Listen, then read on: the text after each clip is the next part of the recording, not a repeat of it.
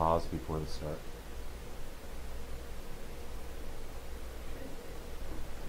Well, good morning. Mornings with James. James, who is the CAO of Lethbridge Housing, and she's here this morning with some stats because a lot of misinformation going on. So she's here this morning to clarify some things. Will it help? Will it hinder? I think it's going to help because you know what? When you actually go to the source, you get to find out some really, really significant things. Robin, thank you very much for being on the program this morning. This is going to be some fun stuff. First of all, before we get into kind of the meat of everything, and by the way, for those of you guys watching, we're going to be pursuing a lot of information about what's going on. A lot of the tough conversations will be had in the next little bit because we need to find out really the facts, because there's a lot of misinformation out there and there's a lot of people talking about stuff that really they don't know the heck they're talking about. So that's why I brought Robin on the program this morning, and looking as fine and stellar as always. And so how'd you get to where you are? Well, Lethbridge Housing, I started with it when I lived in it as a young single mom. I'd been through a divorce in the early mid-90s and trying to get my way back to school, get an education to be able to support my children. So my first contact with Lethbridge Housing was as a tenant in the 90s. I finished my education, got working in business, and in 2005 I started with Lethbridge Housing Authority in the accounting department. Has it been that long? 2005? Wow. That's, when you think about it, you go from being a tenant, and how long have we known each other? 26 years. 26 years. Wow. She pulls the stats out. That's great. We're going to talk about stats in just a bit. But so over 26 years, because I remember, back in the day when you used to DJ for me, right? When I ran a DJ business. And so it's quite a journey to go from there to here. But it's that the passion that drives you forward. What is that? Just an eagerness to see other people succeed. To if I can do it, other people can do it. Mm-hmm. How can we reach out? How can we help people? How can I help people in need? How can I see them succeed and move on to the next phase of their life? Yeah, I think when I think of Lethbridge Housing, and much like many of the people that I interview, I have all these friends in these great positions, and I think to myself, okay, what really do you do? Like, okay, so you're an accountant. Okay, great. I get that, numbers, things like that. But now you're the chief administrative officer at Lethbridge Housing, and I kind of got thinking about it the other day. And I know we've had a chance to talk, but many people are not privy to that discussion. What is it that Lethbridge Housing does? What's the mandate? What's the goal? So Lethbridge Housing Authority is a management body. It's under a ministerial order, so under the Minister of Seniors and Housing. For the province of Alberta, right? For the province of Alberta. Our mission is to house people that are in need in our community. We have two programs that we primarily have, which is the social housing program, which is an Alberta government-owned housing that clients move into, and then we also have a very large rent supplement program that funds rent supplements out into the private market to make people's rents affordable. So is that just in Lethbridge, or is it Lethbridge and area? How does that work? So it's Southern Alberta. There are some other management bodies that primarily work with seniors. Fort Macleod does that. Raymond's got some seniors lodge.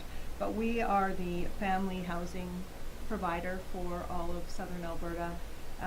Tabor's got a couple houses, but not many. We have about 300 family houses, 400 units for seniors self-contained, and about another 100 affordable housing units in the city. Yeah, that's a lot. So we're talking somewhere in the neighborhood of 800. Yeah. So you manage, Lethbridge Housing you fund? We manage them, and they're funded by the Oh, province. you actually manage them too. Mm-hmm. You manage and fund 800 properties. Yeah. So these are properties. I got to kind of wrap my head around this. This is where we kind of fall off. We, had MLA for Lethbridge West, Shannon Phillips, in the program. She said, okay, the homeless stats are out, and we're about 234. We've got numbers here. Robin's got all the numbers and everything. 223. 223 homeless people in Lethbridge. Okay, so wait a minute. So homelessness versus housing. There's 223, but you have 800 houses. What's I guess I'm trying to wrap my head around the difference. So we operate on a housing spectrum. So the homeless population would be basically on the far left of that spectrum. If you're unsheltered, you're living in the coulees, perhaps you're living in a tent in the coulees, you're unsheltered. And then as you move through this continuum of housing, you're perhaps provisionally sheltered, which you could be at the Lethbridge shelter, you could be at the Harbour House, you could be at the Y, perhaps you're even in jail. Yeah. So that's a provisionally housed place to be. So technically not homeless. Homeless, you're counted as homeless, but you're provisionally sheltered. So Okay. you're not living rough. You're not living in that tent. Yeah. You're not sleeping in the coulees or on a park bench. So as you move through that, then generally speaking, you move into some sort of a transitional housing, which can be supported of some sort. We don't have a whole bunch of that in Lethbridge. It's definitely a gap we need to fill. And then we move into the social end of housing, where I am. I'm all the social housing provider in the city. So a Yep. rent geared to income housing, 30% of your income you pay rent. Our minimum rent is $120. So if you're a student or you're without income, you'd be paying that $120. That actually sounds like a pretty good deal. But you kind of mentioned a couple of words, and we'll go back to them. Transitional housing is one, and you say there's a gap there. So we'll go back to that.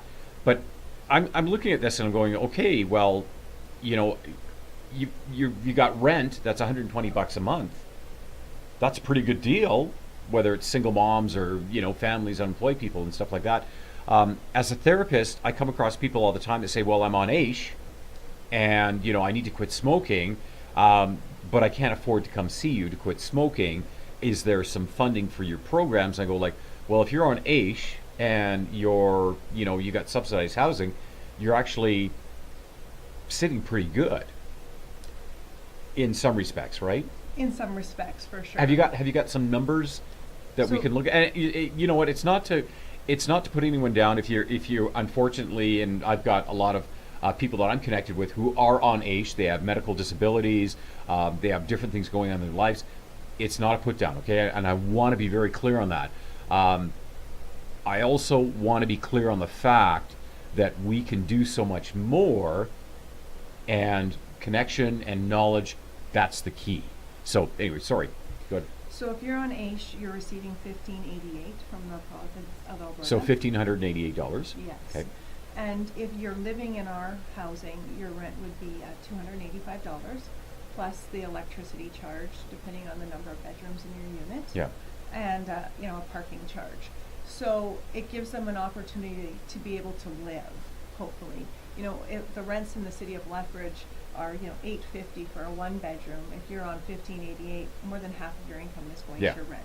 So we're trying to be able to assist people who have that more than 30% of their income is going towards the rent. We want the province deems and the federal government deems affordable at 30% of your gross income. Yeah. Well, very fair. I mean, it's definitely a hand up, but what drives that? Like when we stop and we look at it and go okay, Lethbridge Housing, you got 800 properties.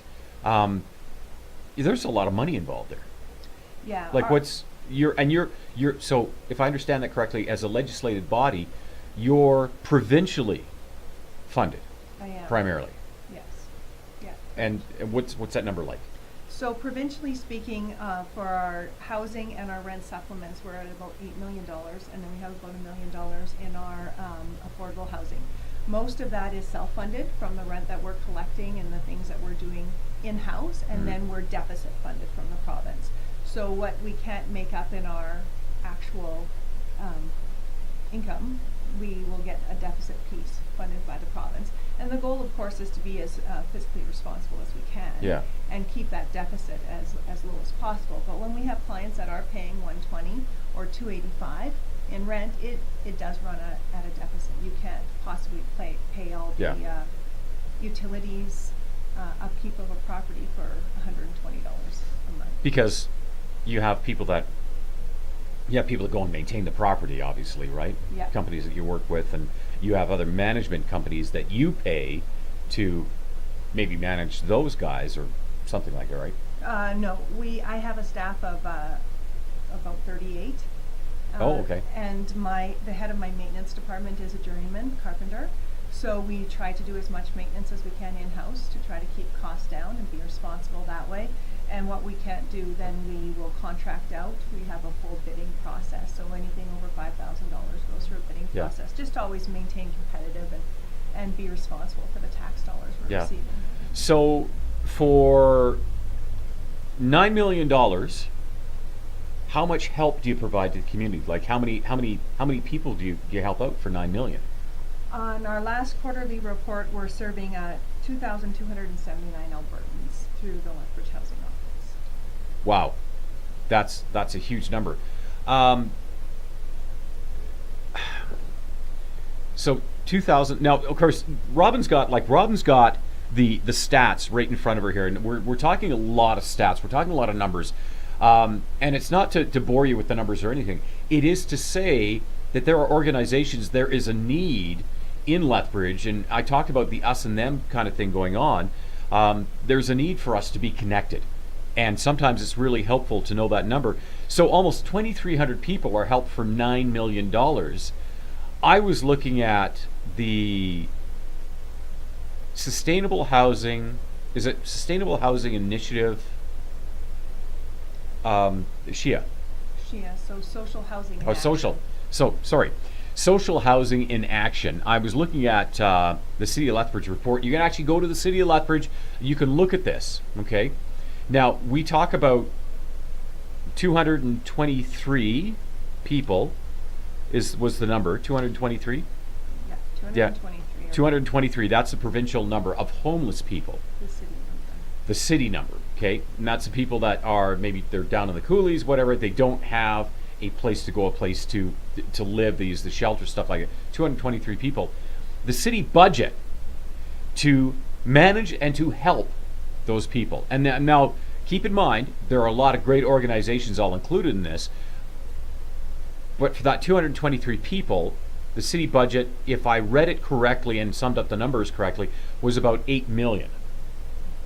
So when you look at Lethbridge Housing, about $9 million, almost 2,300 people, and the city at 223 and $8 million, there's a lot of help that is going on in the city. There's a lot of money that's basically going out to help those in need. But it blows my mind because, as somebody, we're sitting here going like, okay, wait, that's $17 million to help people up. Even if you broke the numbers down, you go like, well, you could give those people money, but that's not the answer. Because one of the reasons why those people are in the position they're in is because they, lack the basic capacity to manage that. How much does mental illness play a role in it? Do we have stats on that? Yeah, we do. And I think it's important just to go back to what you were just saying right now. My ministry is housing and seniors, and the City of Lethbridge ministry is the human services part. So in Alberta, for whatever reason, our housing and our homelessness aren't in the same ministry. So they're separated ministries, which is kind of interesting. Okay, so I gotta kind of wrap my head around this, because this is where a disconnect happens, where I go like, well, if you got homeless people, just put them in a house, right? That's you, but it's not. No. So there's the homelessness, the people that I think Shannon said, Shannon Phillips, MLA Lethbridge West, said these are people who they have no fixed address, they have no place where they're getting mail, they have no place where they continually reside. So that's homeless, right? And hopefully, us or any people we know are never, falling victim to that. But then housing on the other side, we're not housing homeless people, or So we are. There's a program called Housing First that's funded Okay. through the city, through that homeless initiative. through but that that's not you piece. guys. That is not me, no. Those are those help agencies that you see in the city. Agencies such as Woods Homes for the youth, McMahon is another one, Harbor House, the YWCA, Arches has got a program. So those are all of the Housing First agencies. We do receive some funding through the homeless initiative that we actually do use rent supplements for. So we don't have we don't have the staff working it per se, as McMahon would have those support staffs. What I'm doing is I'm taking the money from the city and I'm now sending it out to the client. So through those Housing First agencies. So we've got the stats here for our reasons for homelessness in our city, and of course the largest reason for homelessness in our city is addictions or substance abuse. So when people are actively involved in addictions and substance abuse, they do need that housing support Yeah. piece in order to be successful. Is this a percentage? Is that what we're looking at? Yeah, so right here is the Okay. actual numbers. Let me just let's just look at this for a second. So, reasons for loss of home, loss of income, incarceration, move to access service, unsafe housing condition, medical or mental health condition, unable to pay rent or mortgage or eviction. Now these are all about 15% or below. Then we got job loss, right? Conflict with partner, spouse, or parent or guardian is over 20%. Then addiction or substance abuse is over 50%. Addiction and substance abuse. Now, I notice in this, there's a bit of a controversy because a lot of people say, why can't those people who are addicted, why can't they just stop? And a lot of it is, they miss the whole point that a lot of the people that have substance abuse issues, they're part of a cycle, either a cycle of abuse or a cycle of addiction. I hear stories of moms and grandmas who were addicts and the kids became addicts, and then their kids, FASD, what have you, fall into the same thing. We learn from our parents, and so as they do, we do, because that becomes the world that we see, and it's not an easy cycle to break.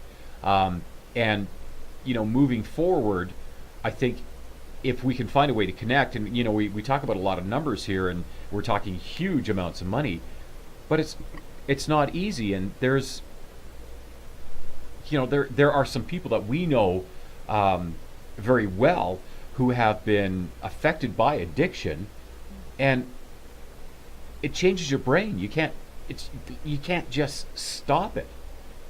Do we want to kind of delve into that right now, because we're kind of on the cusp of talking about Arches, or do you want to go into transitional housing? And Well, I can briefly touch on my thoughts on that, and then we can talk about transitional housing. I think our city, the federal government has a strategy on the opioid plan, and they talk about four things. They talk about prevention, treatment, harm reduction, and enforcement.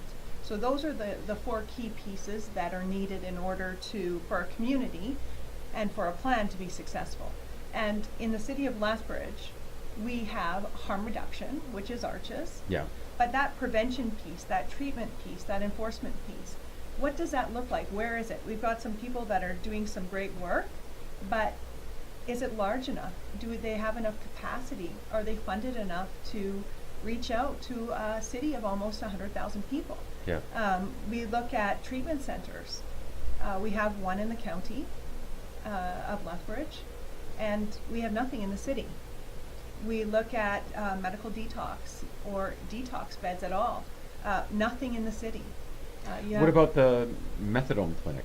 So the methadone is once they've detoxed and they've been through they can actually go to methadone as a substitute. So there's Suboxone, there's methadone.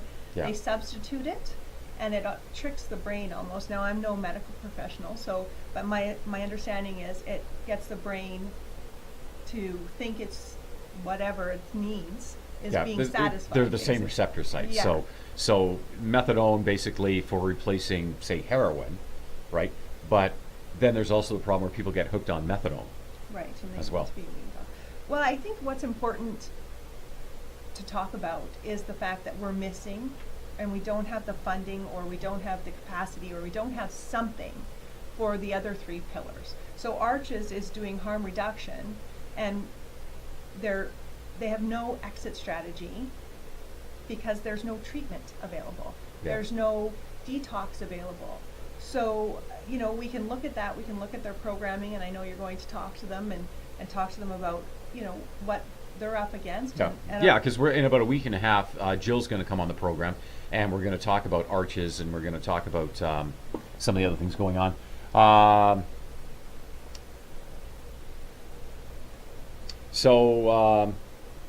Thomas, our good friend who loves to comment on these things. Thomas, thank you very much for chiming in. Methadone is what you use when you're trying to quit. We don't recommend this. Recommend more monies and free needle. Well, yeah, I don't know. It's so need to reach 100,000 people. There's 600 addicts. Well, I don't know about that. Do we know what the addiction rate is? So the Arches had a number of just over 600 at the last at the college meeting. Yeah. And then when I had heard some numbers from them again, they were over 700. So somewhere in the last 2 months, they've had an increase of over 100 unique users to our city. So what does that mean? Where are they coming from? Are they coming now because they can use the site? Are they coming from other communities? Are they in our community and now they're just accessing the site? What does that look like? Yeah. So that's something that Arches really needs to address. They need to address some sort of a facilities management plan. They've got a huge facility there, and what does that management plan look like for our community? Yeah. And what does the client management plan look like for our community? I mean, I have to have a facility management plan. Most people do. A client management plan, most agencies do. So what does that look like in their case? What happens right now? We've got a lot of business owners that are struggling with the loitering and the illegal activity around. What happens when it's minus 40 and someone leaves the site and they're high? Who's responsible? Where's that management? There's an insurance and a liability implication, and that's a question for Arches directly. Yes. When we talk with Arches, we're talking with Jill, and we're going to have a very positive conversation about that. There's a lot of negativity around it, and I don't believe that negativity really serves us well. But here's the thing. Let's go back to enforcement, because now we have Arches, and we're going to get back to transitional housing, but now we have Arches, and we have a safe place to do illegal activity, a supervised consumption site, yet you've got to have a caveat of some kind for law enforcement. So in some respects, there's no enforcement. And Shannon Phillips said herself on this program, we're not going to arrest our way out of the problem. We're not going to. You can't possibly arrest enough people to solve the problem. This blows my mind. It absolutely blows my mind. So there's the enforcement down. Treatment's down. We've got Clarisholm, we've got South Country, and we have nothing in Lethbridge, right? Nothing. Correct. Well, we have Good Sam's has got a Southern Elkhare Manor has got some treatment facilities there. I think it's for, I'm not sure if it's men or women, but it's a small facility. Good Samaritans. Southern Elkhare Manor, Good Sam's. Oh, okay. It's primarily, I think, alcohol addiction, but I believe that they've moved into, and again, you're Oh gonna yes, have to talk to them I know for the one sure. you're talking about. Yeah, But yeah. again, it's a great facility, but it's small. We're Yes. nearly 100,000 people. So where's our prevention? Where's our treatment? Where's our enforcement? We've Yeah. got this harm reduction program that's working at capacity or above capacity, but without an exit strategy, where are clients to go? Yeah. Well, and I know too that McMahon, because we had Ashlyn on the program a couple of weeks back, they have a number of people in their area that work on harm reduction as well. So harm reduction becomes this big word that we're just kind of throwing out. I wonder, and once again, it's not to be negative, it's all about the information. I wonder though if our harm reduction in some respects is not doing enough. It's not qualifying enough. Is our harm reduction in some respects enabling? Tough question. Let's not get too heavily into that one because I know we'll have some nasty comments on that. You mentioned this phrase, transitional housing. Yes. I know therapeutically that when we have people who are used to doing something and you try and throw something completely new at them, they have a really tough time doing it. Like, so for example, somebody wants to quit smoking and you want to introduce them to a smoke-free life. If they're not prepared for it, and if you don't arm them for it, they have a really tough time making the leap into it because their brain literally doesn't know how. How do you get somebody who is homeless into a house, into a structure, into an environment where they actually know how to clean, where they know how to look after themselves, where they know how to buy food, they know what food to buy, How to make it. how to work the stove, how to do laundry, Yeah. right? Because when you think about it, if you're a homeless person and you've been homeless for a while or you've grown up in a homeless environment, there's a lot of stuff you don't know. So I think it's important to note that currently Shia has been working on a housing first plan, which means basically we're going to put you in a home and then we're going to surround you with supports and then that will keep you housed. Okay. Unfortunately, in my opinion, that housing first model doesn't work for everyone. So what we need to look at is we need to look at housing models that work for the client base we have in our city. And as you know, we have a large client base in our city that is struggling with mental health and addiction. Yep. We have a lot of clients that are homeless that are FASD diagnosed, and some aren't diagnosed, that have low capacity. So they have capacity assessments of a 5 or a 7-year-old. So if you were to take a kindergartner and put them in a home, how would that look? Would you do that? Of course you wouldn't. It wouldn't be safe for the 5-year-old. I think a lot of people miss that. One of the, we're talking about this, this addiction issue.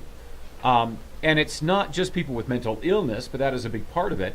Part of it is caused by the medical community because really we don't train people on how to work their brains. We just give them drugs, right? And if that sounds like a kind of a slam to certain doctors, it is, right? And you can take me to task over that because I know people who have fallen into addiction because of doctors who willfully prescribe the opioids. And then, of course, luckily they've had great support and they've been able, but they've had to go through addictions counseling. They've had to go to treatment centers to get off the stuff, but they still have that. And those are the high functioning people with a lot of support. Then you've got people that don't have that support, that have been marginalized, our very large First Nations community, or people with mental illness, and really impulse control. We talk about any FASD, definitely impulse control. You can't control your impulses. What's the best thing to do? Well, go and dull it down with drugs. So I think that's where it's important that we have this transitional piece of housing. We have it for our seniors already. It's called the Seniors Lodge. When a senior no longer has capacity or no longer has desire to have to cook for themselves or do those things, maybe they've done that for 70 or 80 years and we say, hey, here's a lodge. You pay X number of dollars, we're going to feed you, we're going to clean for you, we're going to give you a hand. Alberta Health Services can be in there in some capacity with some sort of home care. Yep. We need to take that model that we already have in place for our seniors and we need to adapt it directly into our hard to serve clients. Permanent supportive housing is something, we have one property here that can house I think 10 clients. We need it to house 60 or 80 clients. And we need to take that lodge model and literally put it there and say, it's okay that you don't know how to cook, I'll cook for you. Yeah. It's okay that you don't have capacity to understand this level of cleanliness, it's okay. So let's adapt that model of housing that we use and we say is acceptable for our seniors. Let's put it in Lethbridge. It's already in Calgary. It's already in Edmonton. It works like a charm. Let's get it here. Let's get it set up, and let's give the people that you're seeing roaming around the community that are homeless, have nowhere to go, have no meaningful daily activity, let's put them somewhere that they can call home, that serves the needs that they have, and then that would be those clients, that permanent supportive client will stay there forever. Then there's another client base that's transitional. Maybe they need help with the addiction, and then their capacity will change. But there are clients that will never have capacity to transition, and we need to recognize that. We need to say it's okay, and we need to find a safe place for them to be, versus golf gardens or under the bridge or somewhere. whatever. Yeah. Here's the staggering part about this. We talk about homelessness, but we don't put a face on it. We talk about, addiction and things like that. We talk about FASD.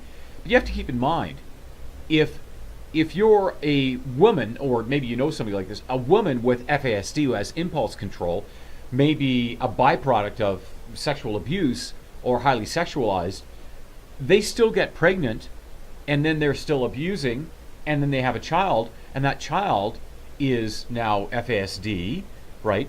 But that person, that mom now, doesn't have the capacity to care for that child properly. I've heard some absolutely staggering stories where a mom and a child in the drug world, and that child never learned how to walk because until age 3, because the child was in a stroller all the time. The mom just didn't know, and the child every once in a while was maybe traded for drugs. That happens all the time, by the way. We talk about slavery and things like that. That stuff happens all the time. And where does that woman stay? Would they stay in Harbour House? Would they? That would be the safest place for them, but again, But they would need have more to. beds. Yeah, they would have to actually qualify to be in there. It is a shelter type situation. The Y does have a female type shelter, Mhm. and they have the Harbour House, and of course, Jennifer would be the better person to talk to at the YW than Yeah. I am. But they've got some great programming there. But again, space is limited. So what does that look like for a city of nearly 100,000 people? Yeah, and once again, it's I love this idea of transitional housing. Why don't we have it? I don't really know at this point. I know the city is working diligently. The community and social development manager and his team there are working to try to put together something on a permanent supportive housing. They're working on something there, and put that application in. I know they're also working on a municipal housing strategy at the Yeah. city. It consists of 3 council members on their municipal housing strategy. So hoping that something will come of that. We'll see those gaps. We'll be able to get the funding in place in order to use it. I think we've been asking for more rent supplements, but we have to be cautious of rent supplement. The more money we put into a private landlord market, the more we artificially can influx the rent in a city of our size. So we have to make sure that we're doing housing that actually works for the client versus what we think is going Yeah. to. You can't just keep throwing money at it. Yeah, we need a client-focused approach to housing, and we need to look at, who are the clients we're serving. We've got lots of new Canadians in our city too, and what does that look like? They come with Yeah. extremely large families. The largest unit we had until 6 months ago was a 4-bedroom unit. Now I've got 3 5-bedroom units that I've been able to expand. So when people come with large families, what does that look like? Yeah. What impacts will transitional housing have on the city? Like, what if we have transitional housing? If we have a process where we can kind of educate people, where we can inspire change, or where we can just connect with people and give them purpose, how much does that change things? How much does it change things for you? Is that part of your portfolio then, or is it something that the province and the city get together on? And how does it change things? Even like the addiction arches. What do you think will happen? Well, I think the two ministries have to get together. So the Ministry of Housing, my ministry, so Lethbridge Housing Authority needs to work with the Ministry of Human Resource, which is, social services, which is the city funding. So we need to work together. Yeah. We need to have the Ministry of Housing building something that works for our city, with the social services piece actually funding the housing, not the structure, but the support. Yeah. So together we can make something happen. And then the people that you're seeing loitering around the downtown core, if they're staying in the shelter at a certain time in the morning, they have to go. Unless it's too cold or too hot, they need to move along. So where Yeah. do they move along to? If you had nowhere to go all day, where would you be? It's 40 degrees outside. You'd be looking for shade. You'd be looking for water. You'll be hanging out in Galt Gardens and at the fountain. You will be. So if we have permanent supportive housing so that everyone has a place to call home and it works for the client, it's a client-based approach, meaning their food is taken care of. Yeah. All they have to decide is what they're going to wear that day, basically. And it works. It works in other communities. Edmonton, it works in Edmonton. It works in Calgary. And a lot of these places in these other cities, you can walk by those housing complexes and not know where they are. And that's Yeah. one of my goals as a social housing provider. I don't want you to drive down a road and go, wow, that's social housing. Look at it. It's Yeah. unkept. I want you to drive down and not notice where Lethbridge housing units are and not know where our units Yeah, are. because you guys actually, your facilities are very well maintained. We don't talk about locations, stuff like that, but I used to live down the road from a few of them, and they're beautiful places. Thank you. They're absolutely beautiful places. But I love this idea of transitional housing and giving people a purpose. I think that's, it really speaks to the whole issue of the fact that in our society, we love our seniors, but we maybe, I don't know, our homelessness, have we turned a blind eye to it too often? The people who are not as pretty, have we turned a blind eye to them? And that's why we don't have transitional housing. I think it's just been a gap that's been overlooked for so long, and it's the reality of our situation, and we need to just address it and move on. Like, let's get these people housed. Let's get them somewhere to be. Yeah.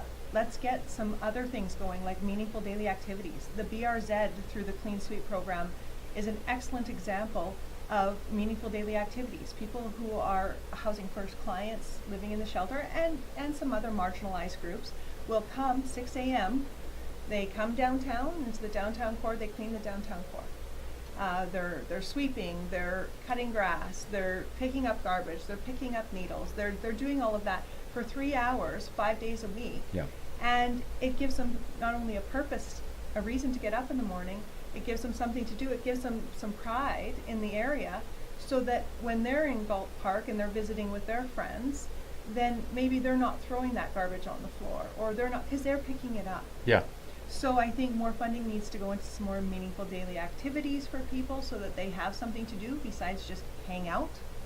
Yeah. I think that really speaks back to the whole issue of connection and community. And we talk about that a lot. The whole point about that connection is that if I connect with you, if I say hi to you, you then get the validation that you do matter, versus, crossing the street or, turning away from them, whatever.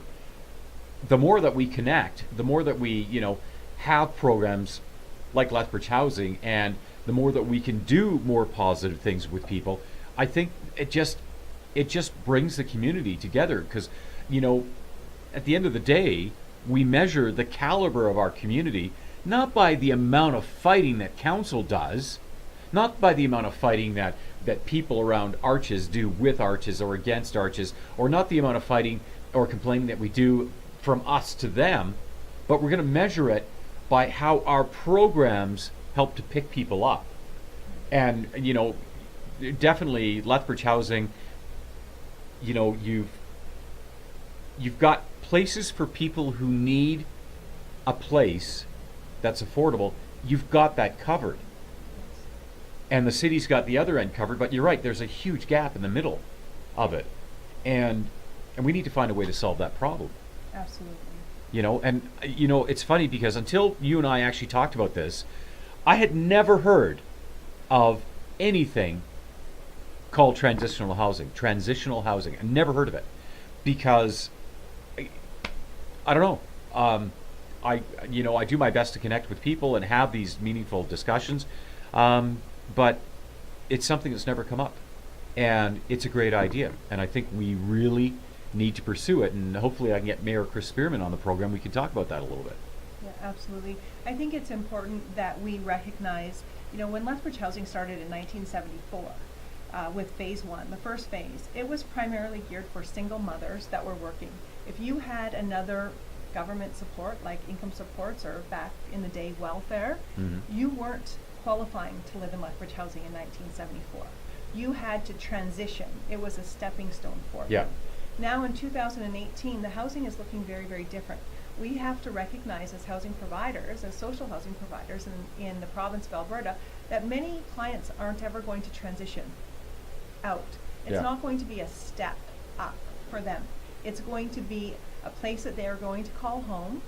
And then when that family housing is no longer applicable for them, maybe their children have aged out, their children have moved out, gone on, then we need to have another place for them where they're going to be.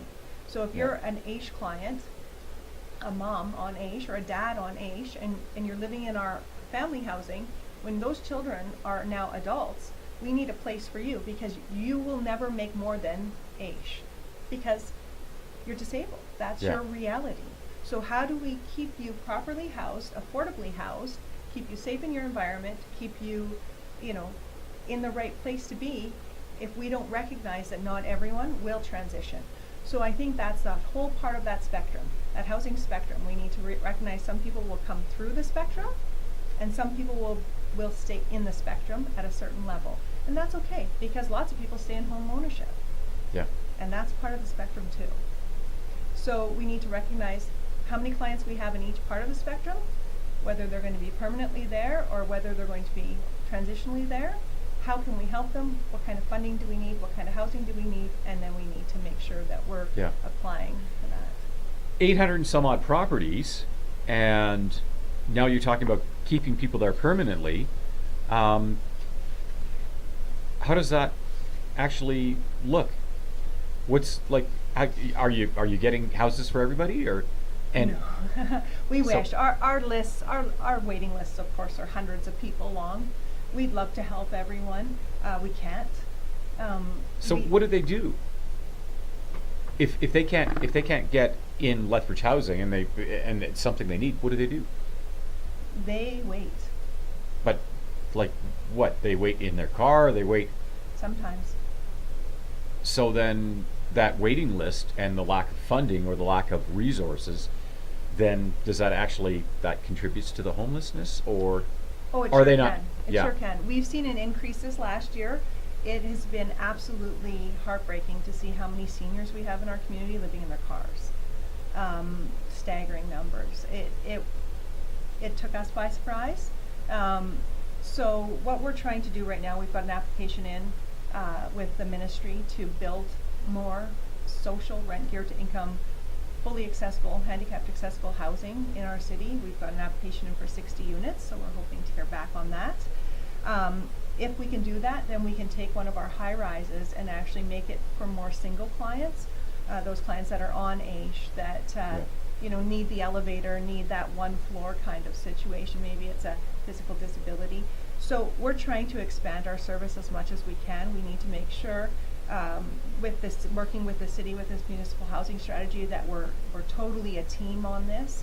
I think without us working together, we're going to continue to work in these silos and have these gaps. Yeah. So I've got a great relationship with the city, with the community and social development, and we're really working together. They're listening to what I'm saying. I'm listening to what they're saying. We're trying to have that conversation to fill that gap on the west side. Yeah. A lot of work still to be done, and I'm shocked by the numbers. Combined $17 million. Okay, combined.